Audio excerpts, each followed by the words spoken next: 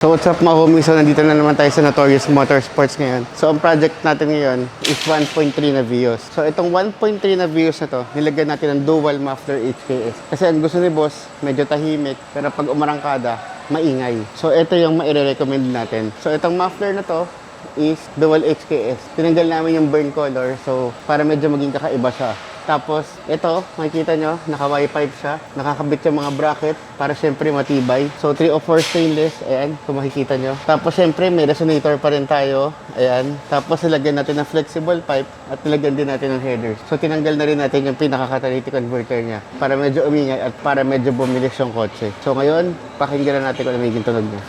So, what's up mga homies? So, nandito na naman tayo sa Notorious. So, ito yung ginawa natin sa kanya na air intake. So, naka-aero filter siya, tapos nakakabit yung forward na headers. So, kung gusto niyo maging astig yung kotse niyo, gusto niyo maging mabilis yung kotse niyo, punta kayo dito sa Notorious, syempre.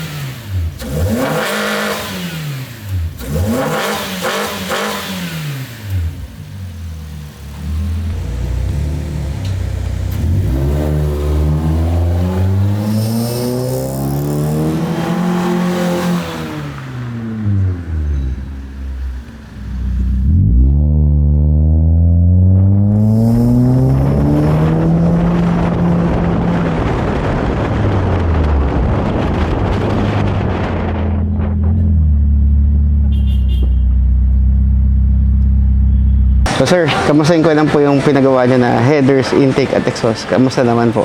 Sa tingin ko sobrang linis ang paggagawa niya, tapos nagiging astig yung tunog at saka yung naging astig rin ang pagtingin sa likod ng kotse. Gumanda, so, no? mas gumanda Bumilis siya ho ba yung hatak na ngayon? Opo, mas bumilis siya. Umingay. Tsaka mas maingay, parang matapang yung tunog niya. Saan pa ho kayo galing, sir? Galing pa kami ng Cavite, General Cavite. Trias. Saan niyo po nakakita itong Notorious Motorsports? Dumaan siya sa Facebook ko and then research ko sa YouTube and then doon ko nakita ang mga gawa kaya pumunta agad ako dito para papagawa yung kotse ko. Sige sir, so maraming salamat po sir. Thank you po. Thank you po. Thank you talaga.